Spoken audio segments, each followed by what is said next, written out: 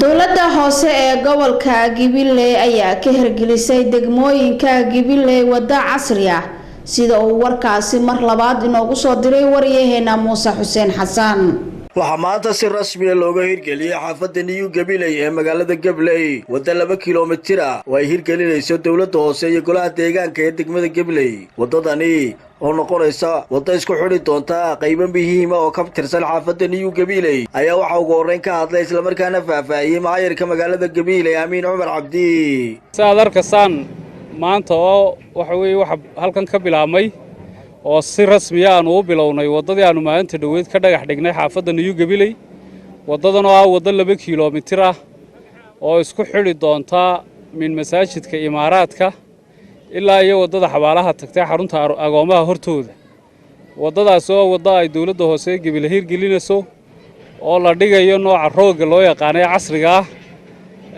si aad arkasaan shaqadeedii maanta bilaabantay. wadooyinka inta badan marka la hirgelinayo ama la dhisayo waxa loo baahdaa in meelaha qaar guryaha soo galo wadada meelaha ay wadadu marayso in la dumiyo. runtii waxaan jecelahay inaanu maamul ahaan aad iyo aad halkan ugu hambalyeeyno ugana mahad celino dadweynaha xaafadan ku nool New Gibiley ee aad arkasaan in guryahoogii la duminayo cagafta la geliyay si wadada loo dhigo. dadkaasi qof hadlay ma jiro, qof ka cawday ma jiro. si runtii laab furan bay u soo dhaweeyeen shaqaalaha iyo booliska runtii uga gacan siiyeen. marka aad iyo aad baan ugu mahad celeynaa. bulshaduna marka horumarka iyo danta guud fahansan tahay waa saas oo kale. marka ay bulshadu iyo maamulku isla ogol yihiin horumarka iyo wanaaga runtii saasay noqotaa. aad iyo aad baan ugu mahad celeynaa. insha Allah taala waxaynu isugu iman doonaa dhawaan inagoo xadhiga ka jarana wadadaasoo sidaad ka warqabteen wadooyinkeenii hore kala la mid ah wada roogo casriya. waxaan aad ugu mahad celinayaa howlwadeennada injineerada iyo howlwadeennada waaxda howlaha guud oo iyagu shaqadan leh oo hadhiya habeenba heegan oo runtii hirgelinta hawshan. wadadani sida uu maayirku sheegay waa wadadii 2 kiiloomitir oo loo dhigayo nooca casriga ah ee dadkeenu u yaqaanaan roga. xaafadda New Gibiley waa wadadii saddexaad ee hesho. waxaan leeyahay waa xaafad aad u nasiib badan, waana xaafadda ugu dhismaha badan ee magaalada Gibiley imka socota. wadadani wax weyn bay ku soo kordhin doontaa xaafadan iyo magaalada Gibileyba. ujeedada koowaad ee ka leenahay waxa weeye kor u qaadida bilicda magaalada iyo inay dadku helaan wadooyin fiican oo ay si fiican u maraan. wadadani tijaabay noo tahay waayo waa wada karoosa oo isku xidhaysa awal wadooyinkan waxa socon jireen waqooyi intaanu sameeyna wadada weyn mooyaane iyo wadada kale.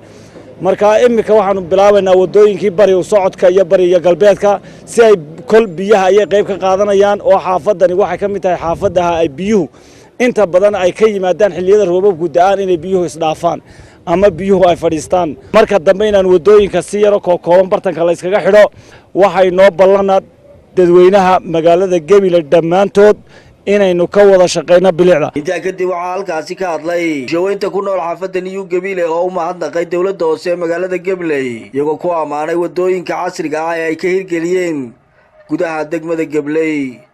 Gibiley dad odayaasha Gibiley waa xaafad anagu aan lagu deganahay. ana la ogaado walaalayaal magaaladu inay tahay iyo quruxdu iyo bilicdu inay tahay laamiyada iyo wadooyinka inay tahay hal la ogaado. waxaan leenahay walaalayaal dowladda hoose si fiican bay u shaqeynaysaa. maayirku si fiican buu u shaqeynayaa. dowladana madaxeeda iyo majeega iyo magaceedaba Allah raado meel dheerna Allah gaarsiiyo. haddii ilaahay reer Gibiley alla shaqeyna maayirka qujuqadaad iyo qajabqaldaabta dambena aan iska dayno si wanaagsan oo martaba iyo magac leh sida u shaqeynayaan. waxaan leenahay wax wada qabsiga iyo wax wada jirka wax walba ku hagaagaane ha loo gacan siiyo.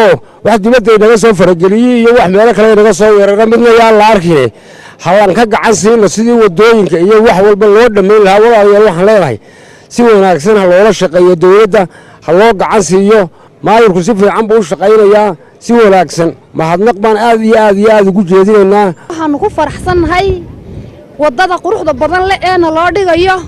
waa in mar walba dowladda la garab garo taageero. waa in mar walba maxaan ku laga taxadiro wixii khalad u dhici doona. waa in dadka iyo dawladuna isku xidhnaato oo is ogaato yahay dawladdu waxa u baahan tahay garab taagni iyo taageero buuxda u baahan wadooyinka laba halayda ee socda waxa loo baahan yahay in maxaan ku dhahay sida fiican quruxda badan leh shicibkuna isku garab taago aanu taageero buuxa siino dawladda marka caalamka waxa lagu horumaray nimaada dawladda laga dambeeyo marka horumarkan ay dawladdu wado aad baan u soo dhaweynayaa dadkuna digniin bay waxaanaysaa sidaas insha Allah ayaan rajaynaynaa in xoog dawladda loola shaqeeyo anu guriyayga waa dhinacan dambe oo marka wax deero ma sameyn sababtoo ah markaan arkay wadada ciriiriya sidaa darteed baan anigu iska daayay waa Muuse Xuseen Xasan TV-ga caalamiga Royal gobolka Gabiley.